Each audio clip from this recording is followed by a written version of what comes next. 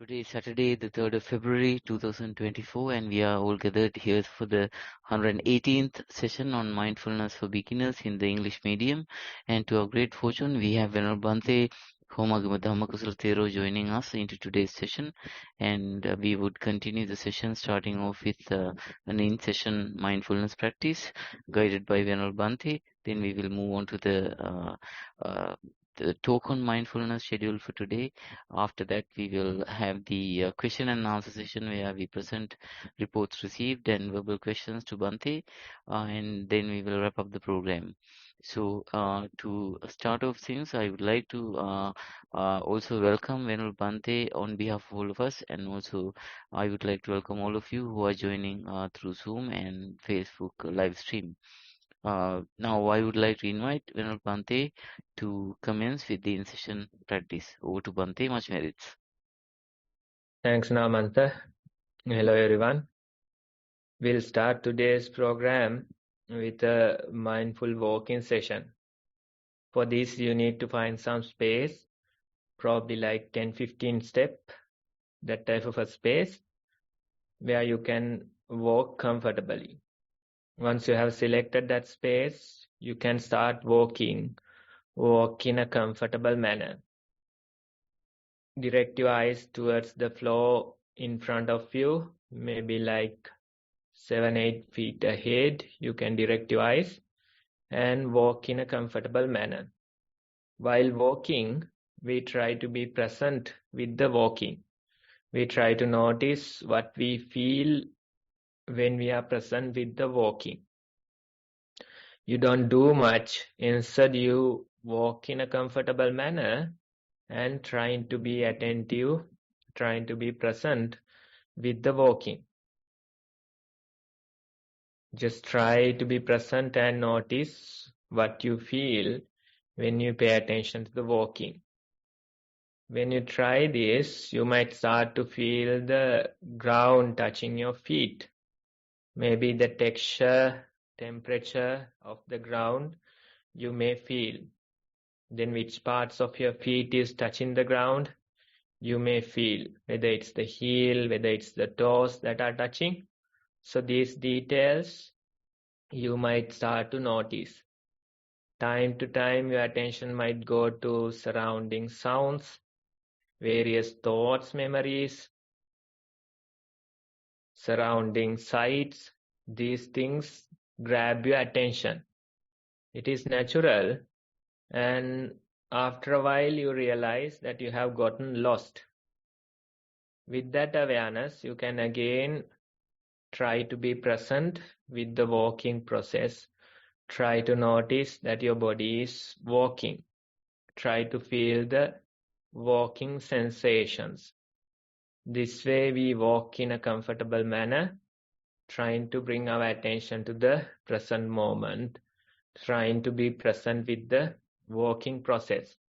Time to time, naturally your mind goes to other things like thoughts, but you can become aware and bring your attention back to the walking. This way, let's try to do a mindful walking session for a few minutes.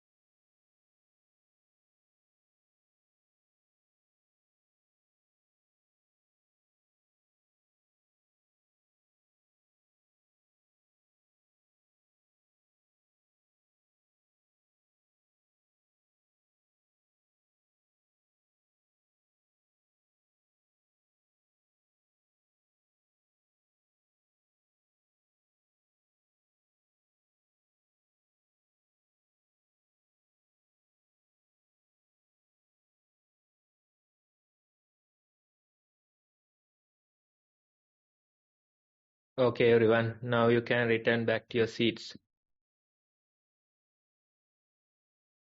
That's few minutes of mindful walking, just to give you an idea about the practice. So you can practice on your own.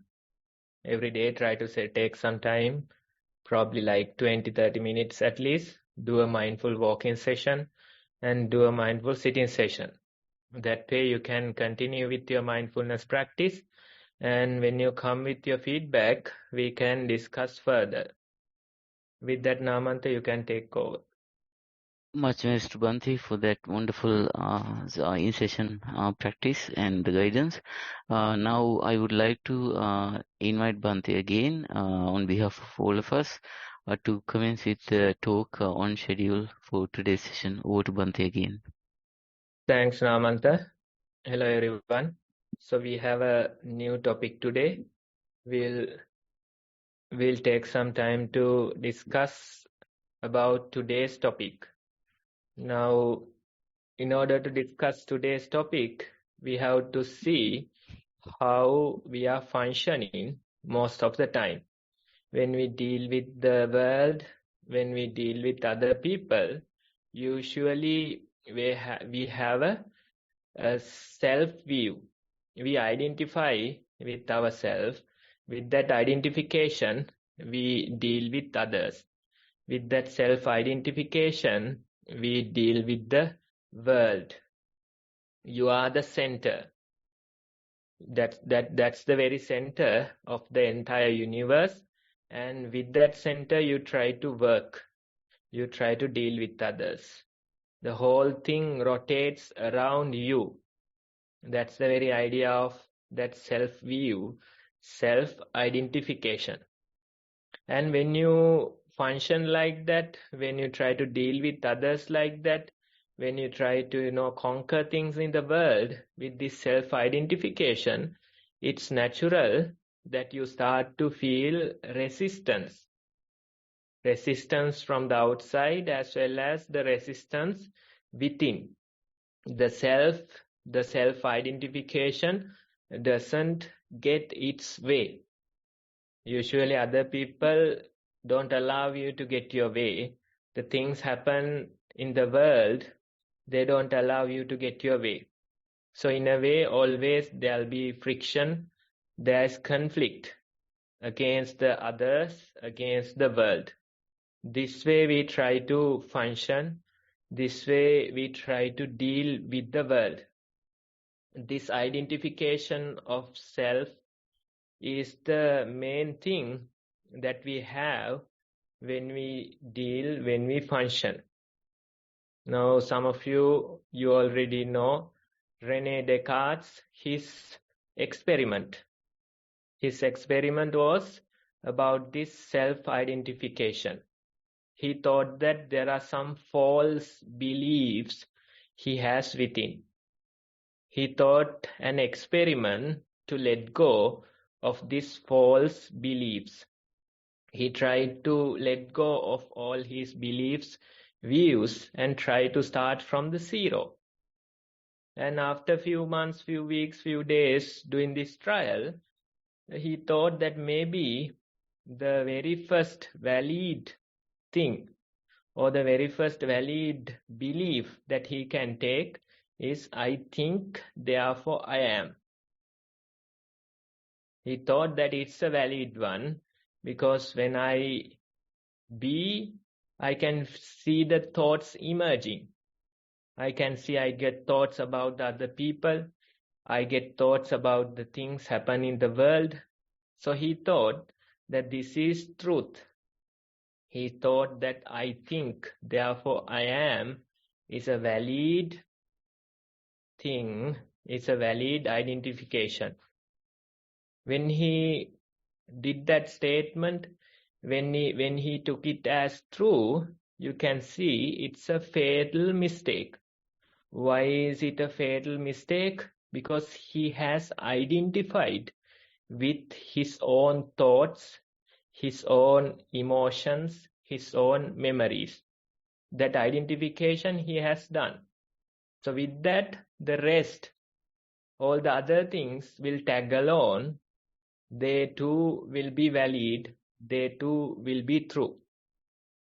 So when we meditate, when we practice mindfulness, in a way we try to let go of this identifying with thoughts and emotions.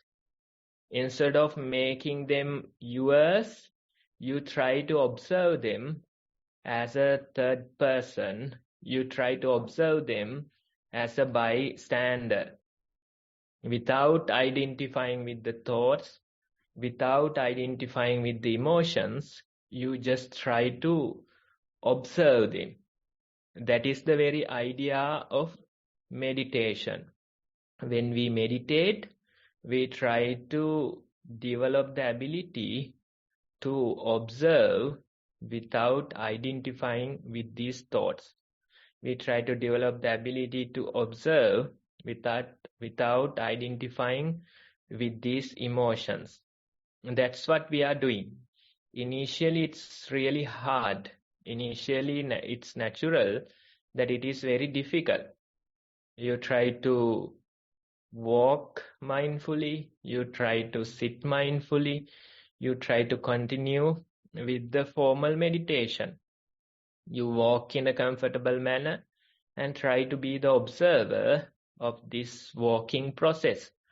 You sit in a comfortable manner and try to be the observer of this sitting process. You can feel the bodily sensations, the walking sensations. You can feel the breathing, the sitting sensations. So you try to continue with this observation. As a third person, you try to observe, be the observer of this walking process. You try to observe, be the observer of this sitting process. That is the practice you try to do.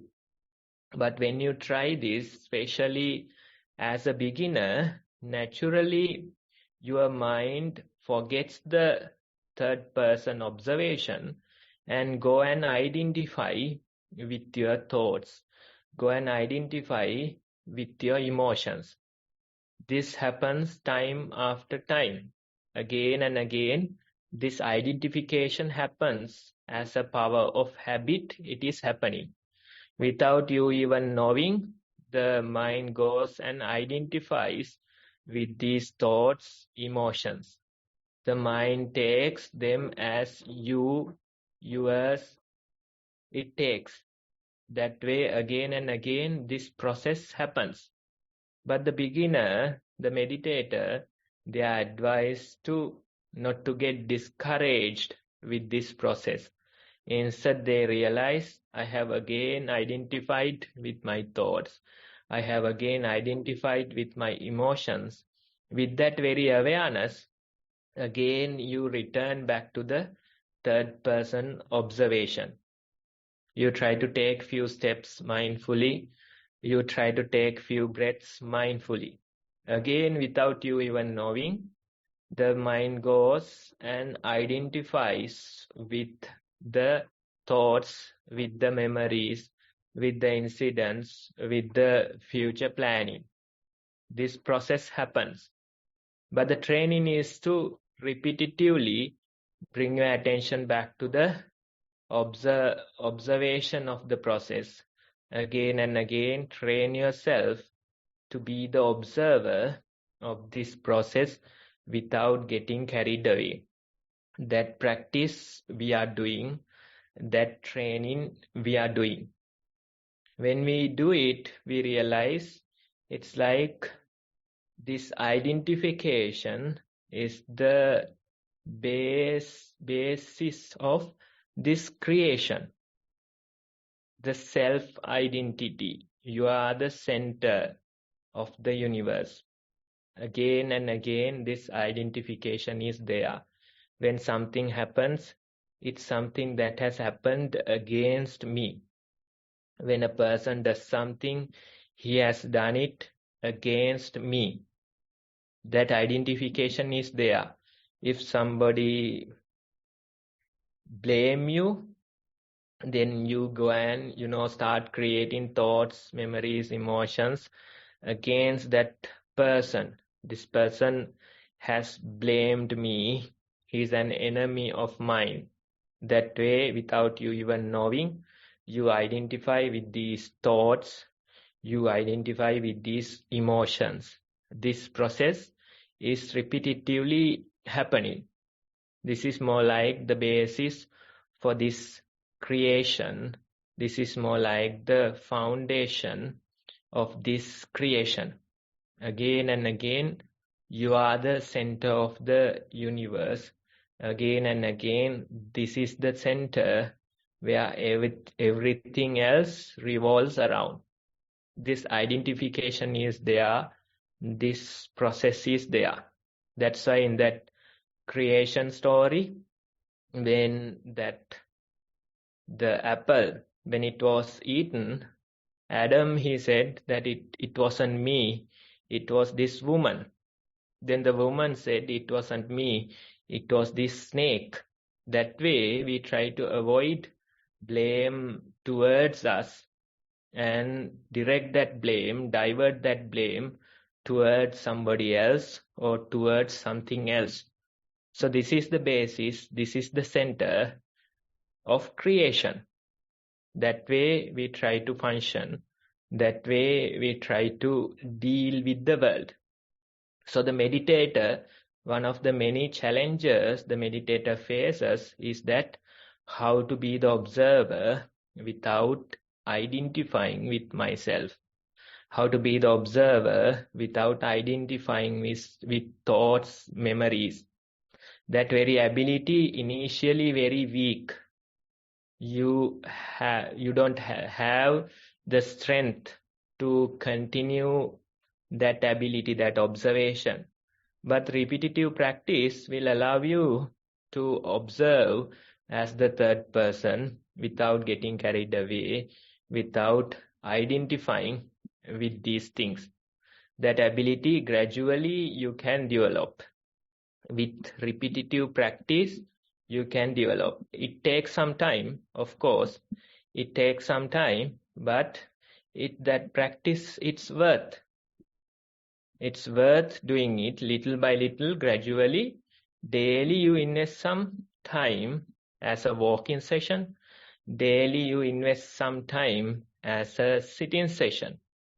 That way, every day if you spend some time, like 20-30 minutes of mindful walking, 20-30 minutes of mindful sitting, the daily practice is a must. And the rest of the time, you can continue as usual, function as usual, work, do your family matters, that's fine. But daily you have to invest some time in formal meditation. Try to do a walking session daily. Try to do a sitting session daily.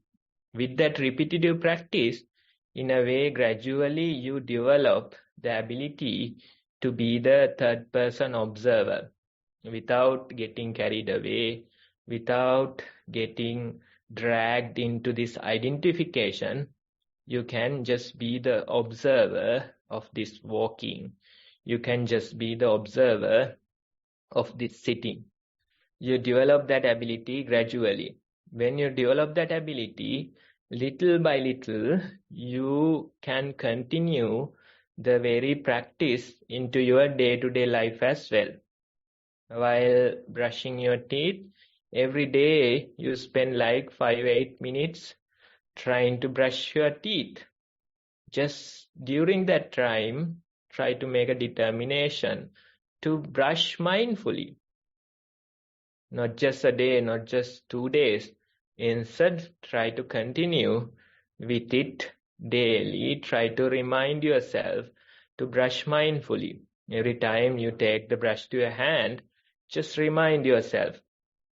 Just make a reminder about being mindful of this process.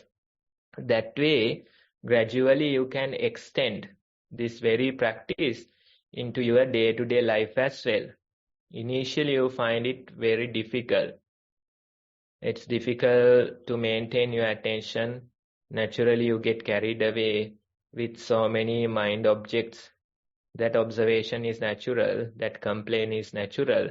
But again and again, with repetitive practice, when you do your mindful walking, sitting, and when you continue for some time, gradually you realize, now my mind is able to observe this process more and more. You realize naturally your mind comes to the present moment. Naturally, you start observing the things that you do. Let it be brushing your teeth, let it be having your meals.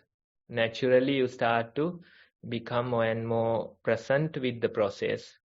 You start to become more and more efficient with the practice. So that's the very idea. And with that repetitive practice, you can little by little let go of this self-identification. That's where we can really come into this Lao Tzu quote. It's a very nice quote. He's giving about the practice. He's showing us the proper way of the practice. He says that stop leaving and you will arrive. Stop searching and you will see. Stop running away and you will be found. That very idea, sometimes it's difficult to grasp. We feel like there are things that we have to go after and achieve them. There are things that we have to act. There are certain occasions that we have to do these things. That idea is natural, but the meditator, when they let go of this self-identification a little, then they start to realize the way of nature. The way of nature is the best. Whatever happens, happens for a reason. There's no point fighting it. No, there is no point wasting your energy trying to resist it. Most of our lives, when you think about the energy, we waste much of our energy trying to fight nature. And it's a fight that you are going to lose. That's for sure, because you can't really fight the nature. You can't really go against the nature. So in a way, if we stop resisting the things that we have no control of, if you stop resisting the things that happen, then you preserve much of your energy. Now, when you deal with your day-to-day things, when you deal with people, when you handle your daily matters, whenever you feel friction within, whenever you feel anxious, there should be something that you struggle to accept. That very observation you can see even in your day-to-day life. Whenever you feel anxious, whenever you feel this friction within, you are struggling with something. You are fighting with something. Let it be a word from somebody else. Let it be some incident that happens.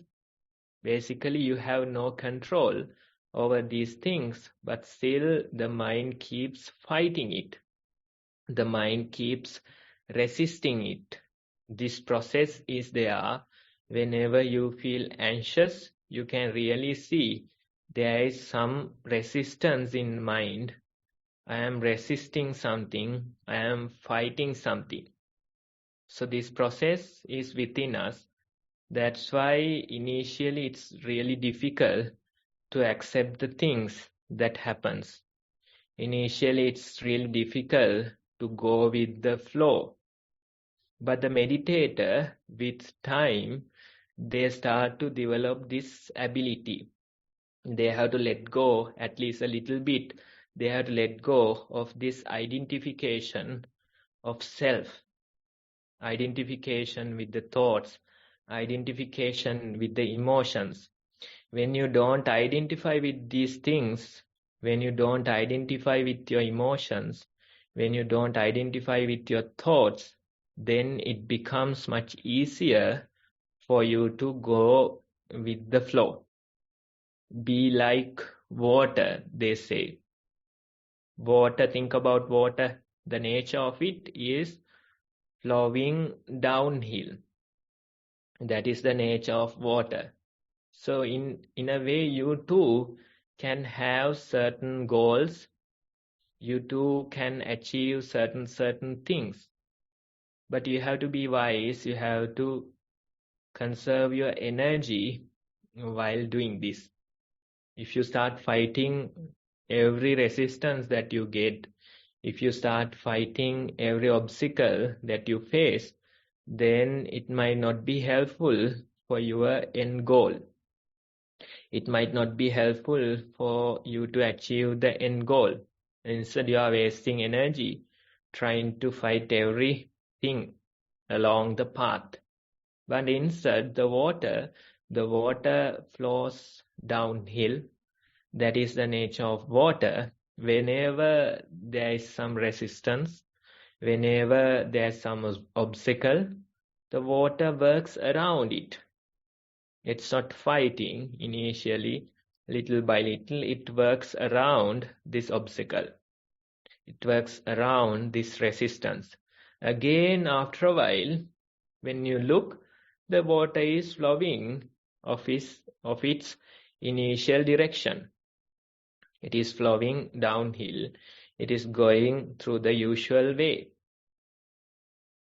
Right? That fighting part, that wasting energy part is not there.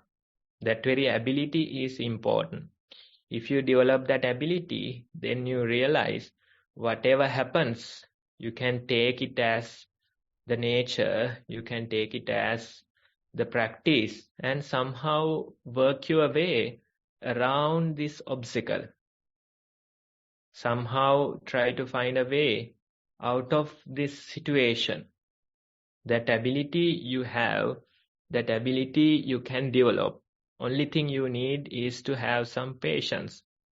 Whenever something happens, whenever you face resistance, naturally you want to resolve this thing right away. On the spot, you want to resolve this. Without finding a solution, without resolving this, you can't even sleep sometimes. You have to resolve it today. You have to find a solution today.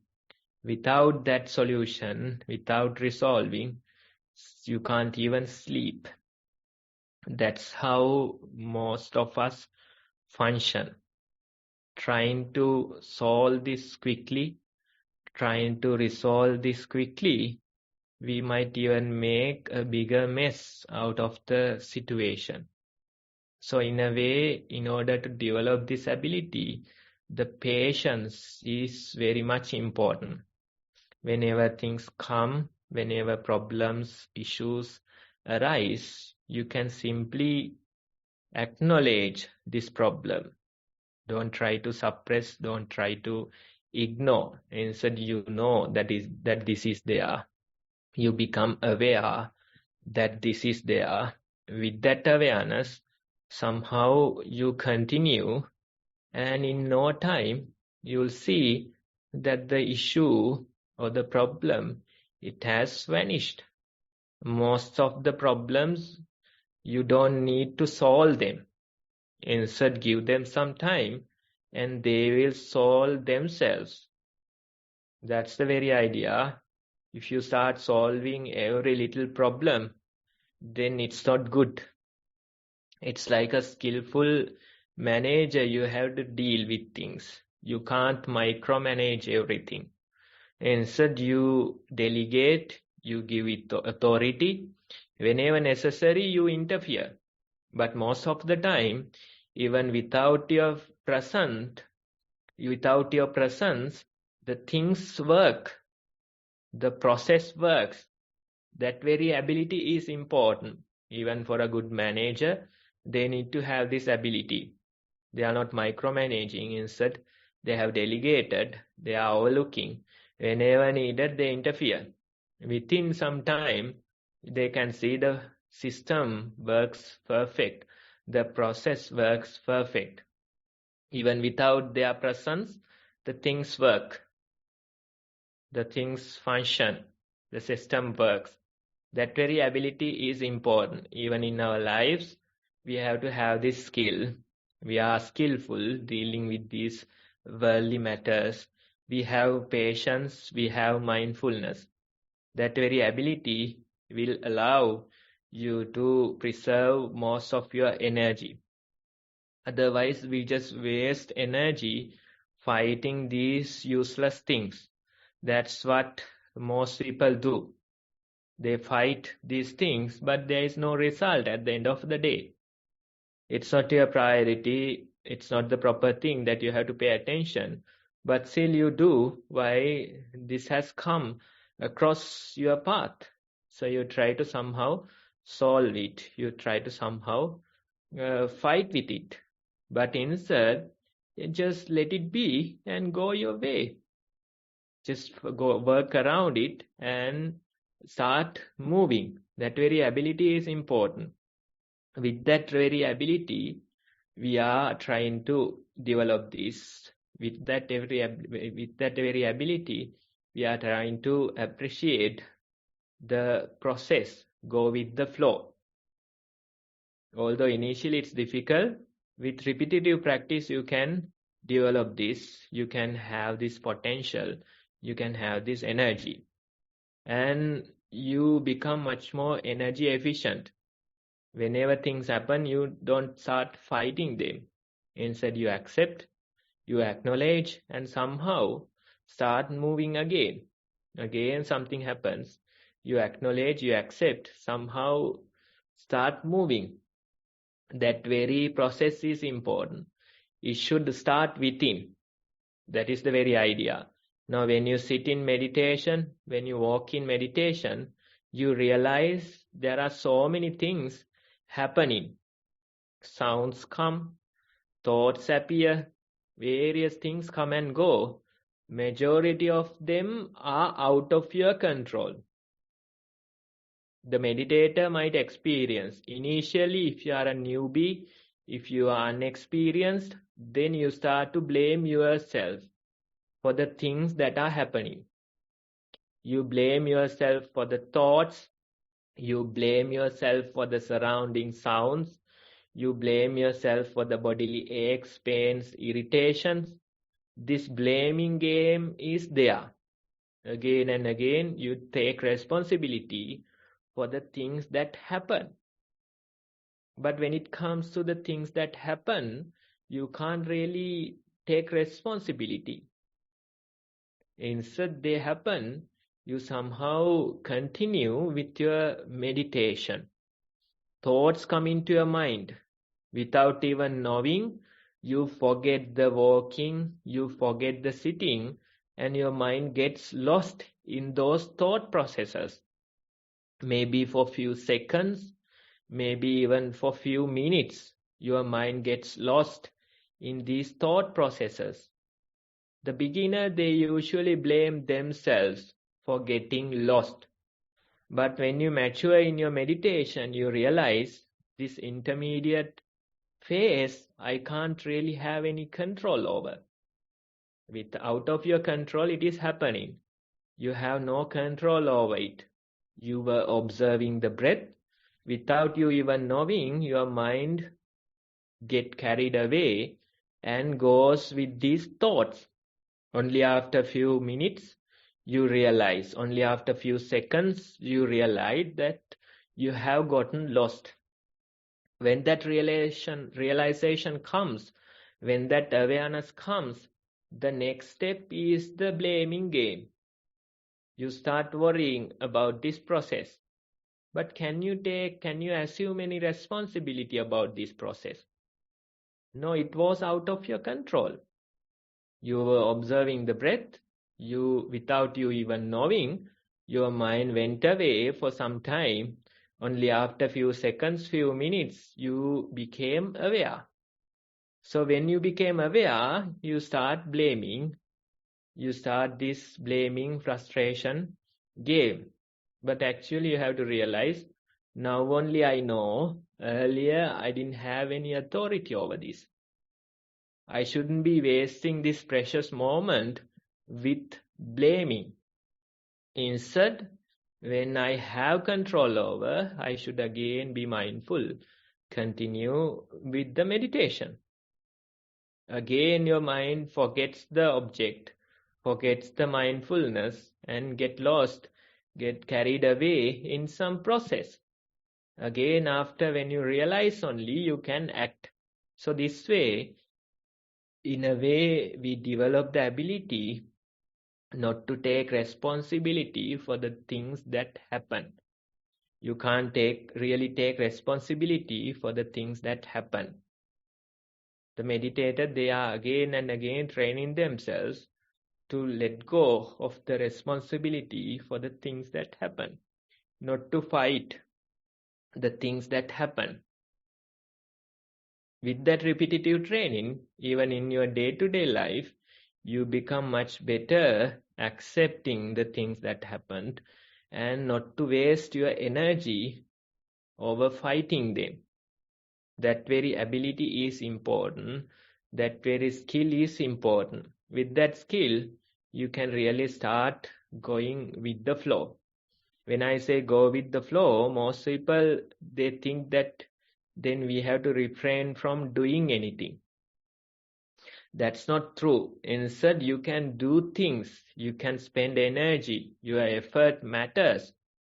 But you are doing things, you spend energy only towards the things that are worthwhile. You don't start fighting nature. You don't start fighting things that out of your control. Instead, you focus what matters. Instead, you focus what's under your control. That very focus is important.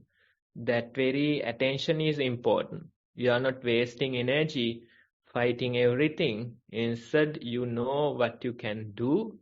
You know what you have under your control. That very thing you can do. That very place you can spend energy. That way you have to gradually continue develop this ability. And you become much better dealing with these things. You become energy efficient. That's the very idea of this quote, Lao Tzu quote. It's a very nice one. You don't have to start, go searching, seeking. Instead, stop and you shall arrive. That's the very idea. That most of the things you don't have to search. You don't have to search. You don't have to look for them. Instead, they will come to you when you stop for a while. They will come to you when you breathe for a while. That's why there's this another idea, same meaning. They say that you don't have to go looking for God. The God is not lost. You are the person who is lost. So stop, stay, and the God will find you. Right? So that's also somewhat similar to the same idea. You don't have to go looking for the God. The God is not lost. You are the person who is lost. So stay in the same place, stop moving, and the God will find you. That way, we can really see that most of the things that are happening, they are perfectly happening. You don't have to do anything about it. The other people, they do their own thing. You try to, teach them. You try to control them. But most of the time, you waste your energy. They will not listen to you. And at the end of the day, they'll be angry, frustrated towards you because you have tried to, show them the pathway. You have tried to show them the proper way. That's a waste of energy. Instead, you do your thing. In a way, you are aware that these people are doing these things. In a way, you are aware that they are moving in the wrong direction. But you wait for your proper moment. You don't start advising them right away. Instead, if you pick your moment, they might accept your advice. If you try to advise them, teach them all the time, then of course they might reject it. Now, few weeks ago, we gave this take-home activity for some Satipasala kids. The activity was to find a friend or somebody else who doesn't know mindfulness, and you have to teach them mindfulness. You have to get them to practice mindfulness, and you have to come with their feedback experience. That was the take-home activity that was given. So one child, he was saying that I tried to teach some of my friends, but they didn't want to accept the meditation. They didn't like the idea of meditation. I was a failure trying to teach them. So that was his experience. But in a way, if you are skillful, when you make mistakes only, you learn these things. If you are skillful, you can really teach them without teaching. It's not like, you go and start a lecture. Instead, you have to be skillful. Maybe without even mentioning the word mindfulness, you can get them to be mindful. That ability you have to be skillful delivering the message. You have to be skillful finding a way. You have to wait for the proper moment and give them the idea. That way, if you deal with other people, without them even knowing, they would be meditating. Without them even knowing, they would be practicing mindfulness. So that way, you have to be skillful dealing with things. You have to be skillful dealing with others. You can't really force anything in this world. Instead, you have to pick your moments. When you pick your moments, when you know when to act, then most of the things you can really do successfully. You will conserve most of your energy functioning. That very idea is important. That way only we can really deal with others. That way only we can really deal with these worldly matters. So today's topic, you really have to meditate and experience for yourself. No matter what we talk about this process, when you go to your day-to-day life, as a power of habit, you will identify with your thoughts.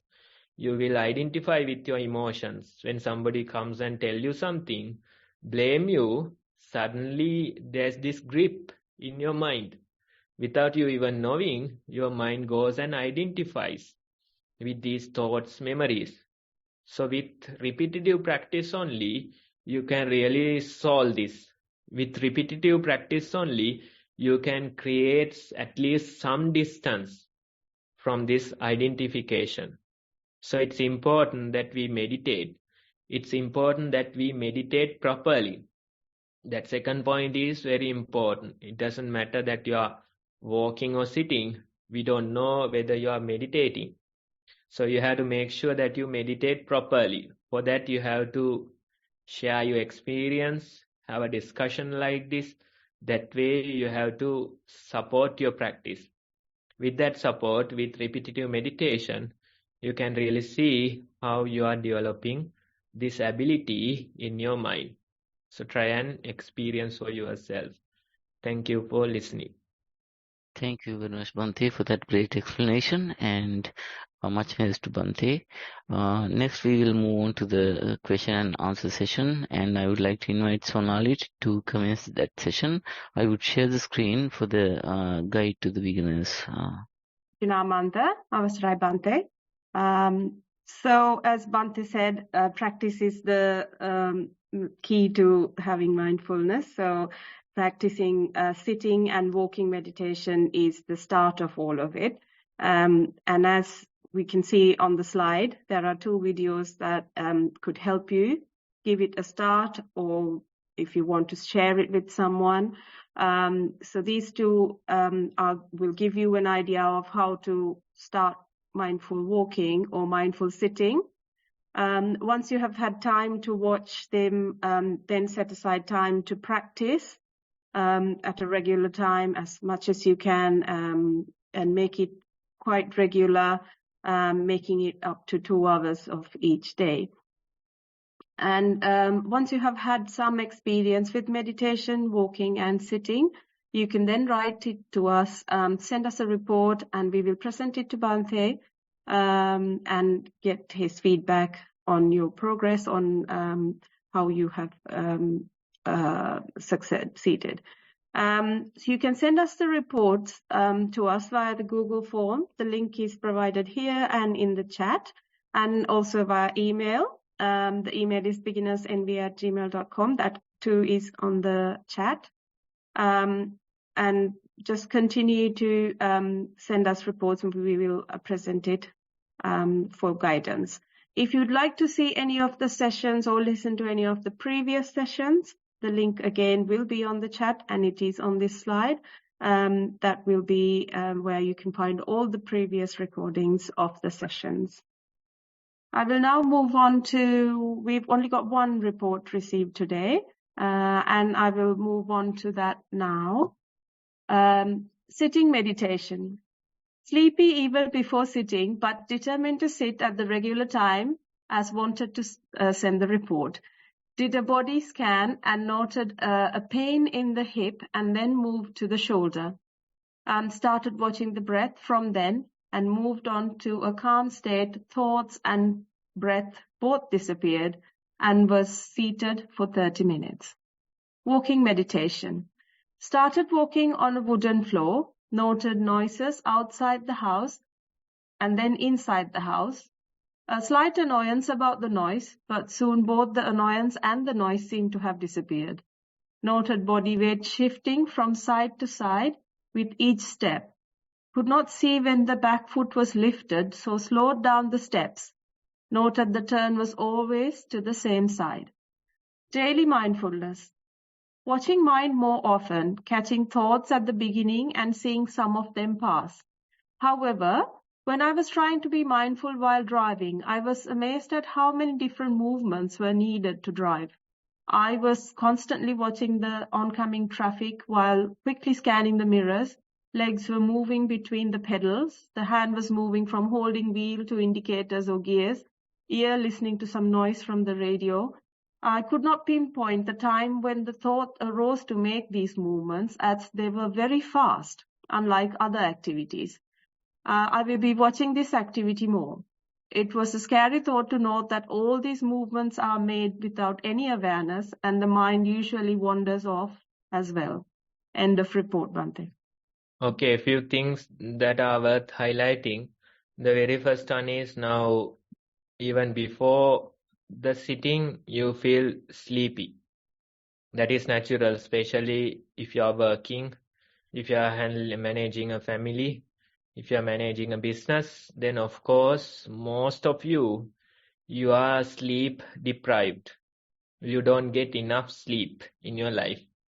At least try to keep accounts and see how many hours you sleep. Maybe like 5-6 hours, maybe like even lower number of hours you sleep daily. So it is natural that you feel sleepy, lack of energy, and your mind is all over the place. Why? You don't get enough sleep. Sleep is one way, maybe without even us knowing, we take care of our mental health. If you don't sleep for like 3-4 days, you'll go crazy. Right? So without even knowing, you take care of your mental health when you sleep. And most of you are sleep deprived. You don't get enough sleep in your daily schedule. And every day you are adding few hours to that account, that amount. So you are running maybe like few nights sleep lacking, few nights sleep accumulated. You are functioning like that. Right? So you have to make sure that you are at least being conscious about the number of hours you sleep. And with that consciousness, you can of course find alternative ways. What I find is that, let's say a few hours of sleep, the relaxation that it will bring, you can get at least like do 20-30 minutes of a sitting session, you can get the same relaxation. And afterwards, you'll be much more energetic. If you have a nap for like 1 or 2 hours, then afterwards you won't have much energy to function unless you drink a cup of coffee or something. So if you meditate instead, although it's hard to sit in meditation when you are tired, although your mind prefers sleeping or having a nap, if you behave yourself, if you discipline yourself to sit in meditation, you realize within 20-30 minutes, you are much more energetic. You feel fresh.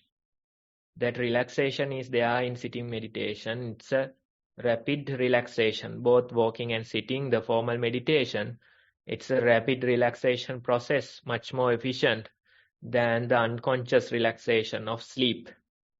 You have to really try these things and see. When you are tired, somehow discipline yourself to sit in meditation or walk in meditation. Try to continue for like 20-30 minutes and see how it is benefiting, how it is energizing you. You can really compare it with a nap, which is more efficient. You can really experience for yourself. Even before you fall asleep, let's say full day's work, you are really tired. You don't have any energy. But if you directly go and sleep, your mind is not ready for the relaxation. You don't get proper sleep.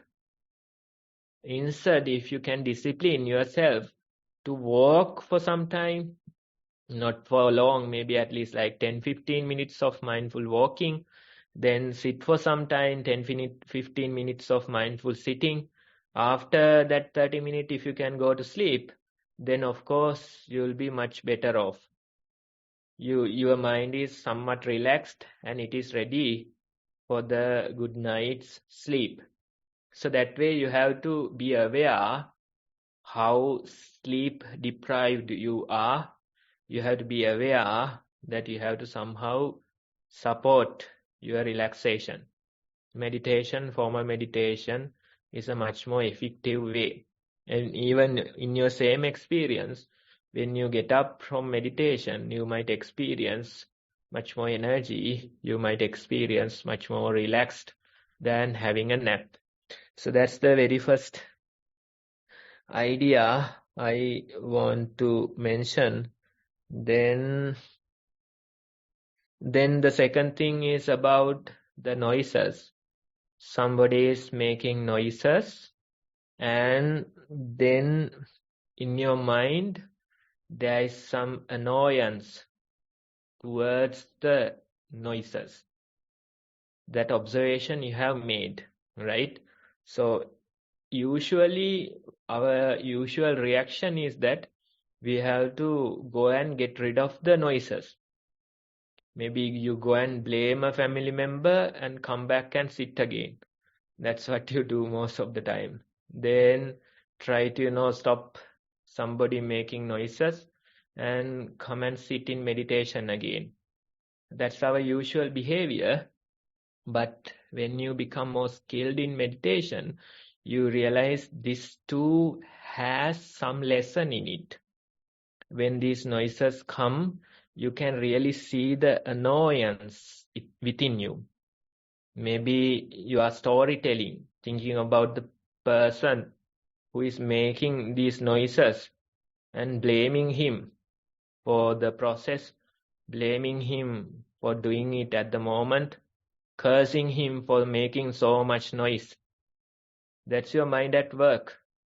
So you can really get an opportunity to see how it functions in these occasions, right? When you continue with that practice, in no time you realize the noises and the annoyance, both they have disappeared, right? That observation is there in your report as well. So try to see every time you feel these things, every time when a mosquito bites, every time when you hear these noises, every time a thought comes, every time when there's pain, irritation in your body, try to see how much of resistance that's there. How your mind's reaction to this foreign object, let's say foreign object, they are not really foreign objects, but anyway, let's say foreign for now. How much of a resistance, annoyance is there in your mind, disliking is there in your mind because of this foreign object. That very observation is very much valuable. That very observation will support you, allow you to get rid of both the noise and the annoyance. When there is no annoyance, there is no noise.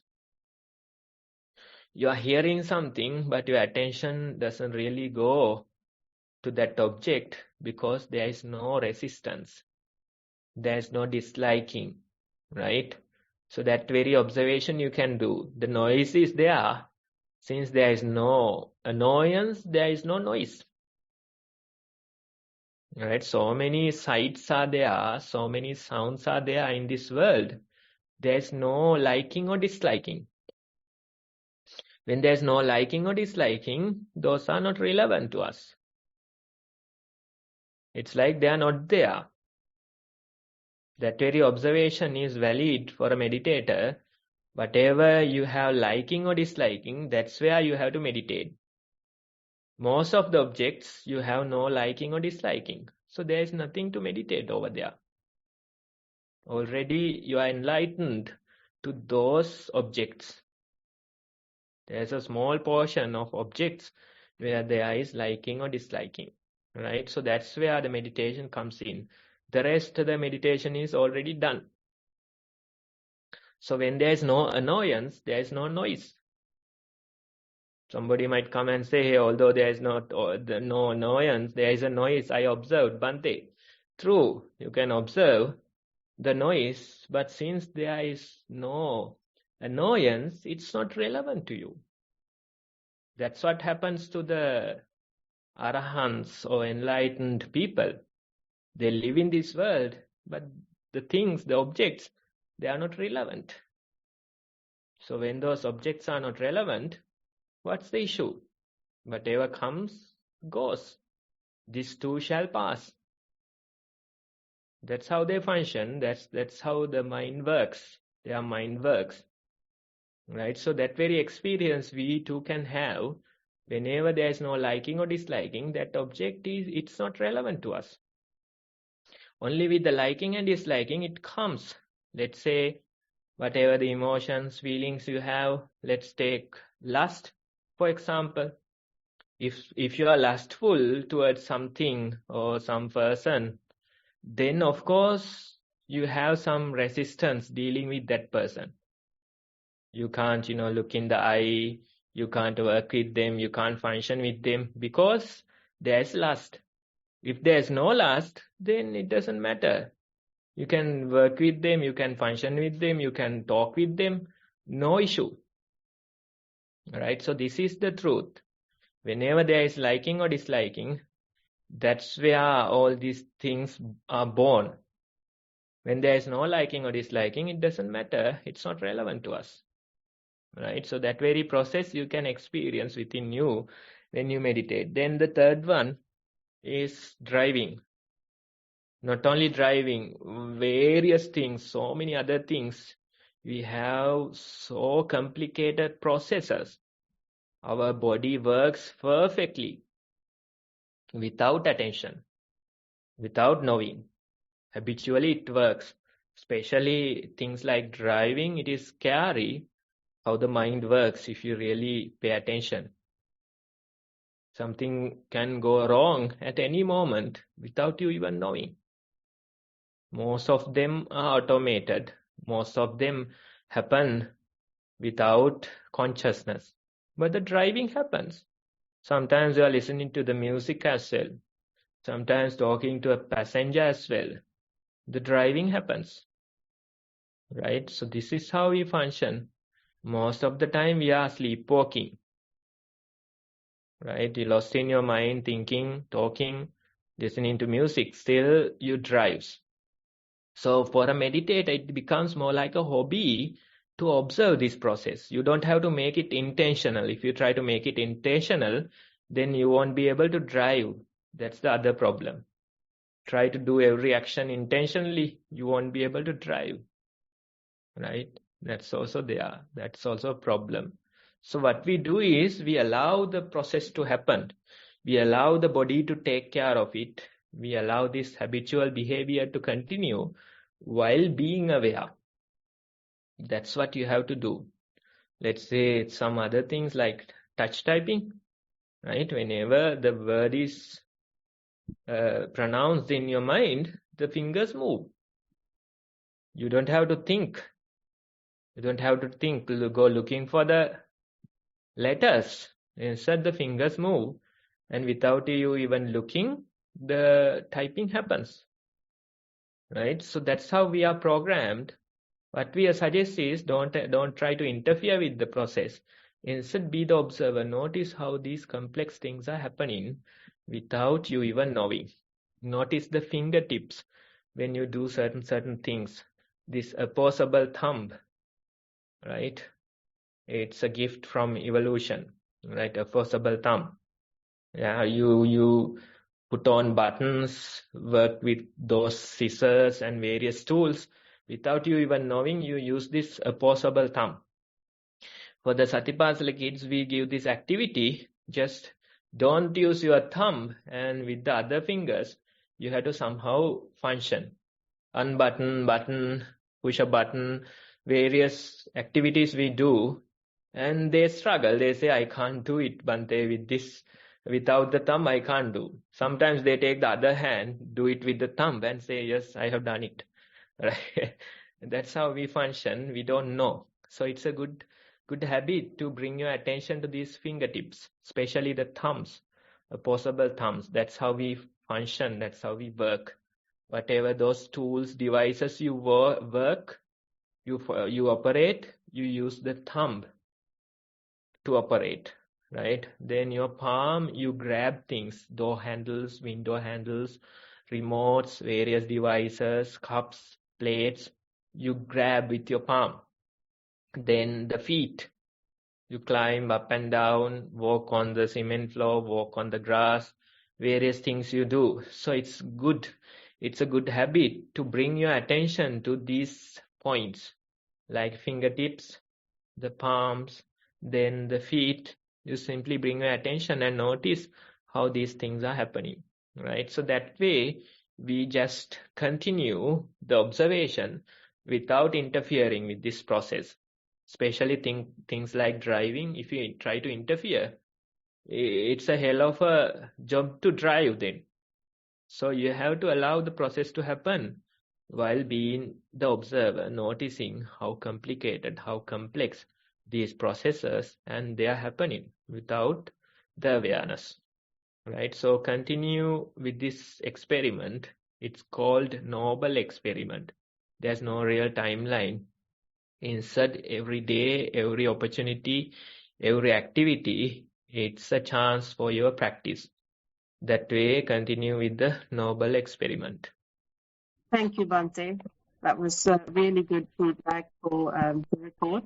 And you can all try these before the next session. That is all the reports we have for today. So it's now time to open it out to questions. If anyone has any questions about the session, the reports, or your personal experience, please raise your Zoom hand and we'll let you unmute and ask your question. It doesn't look like anyone has questions today, Bante.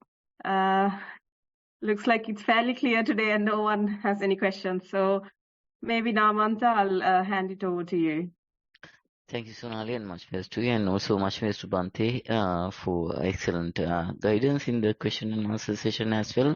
So with that, our program for today comes to an end, and I would like to wish these merits to be associated with Venerable Bante, and wish that his own journey in mindfulness flourishes into the future, and that he will also be able to share with us some of his insights through his journey in future programs and in future sessions. Furthermore, I would like to associate these merits with the Chief Bante, the Chief Abbot of the Nissarana Forest Monastery, and Most Venerable Bante Udairagam Dhamma Thero, and wish that he has good health and long life, and that his own mindfulness objectives will be achieved, and that he also will be able to contribute to others in the same way he has been doing. I will also like to mention and thank the wonderful team of organizers behind this program who work hard behind the scenes to maintain the program as it is. I would like to thank all of you and share all these merits and wish that these merits will have a positive impact on you where your mindfulness practice and advances in mindfulness will happen in future, and that you will also be able to join our program continuously and contribute to the program into the future. I would also like to thank all of you who have joined through Zoom and through the Facebook live stream. It has been a great audience to have you in these sessions all the time, and wish that these merits will have a positive impact and that you're also able to absorb the concepts, the teachings, the learnings, and apply them in real life, and be able to see for yourself the benefits of being mindful in day-to-day life and also during your practice sessions. If there's anyone new, there was the introduction to beginners. You can follow up with those links in the chat section and ask any questions from Bhante during question and answer session. So I would like to conclude the session now. I would like to also wish you all a happy and mindful week ahead. We will have the program same time next week, and see you then. Thank you.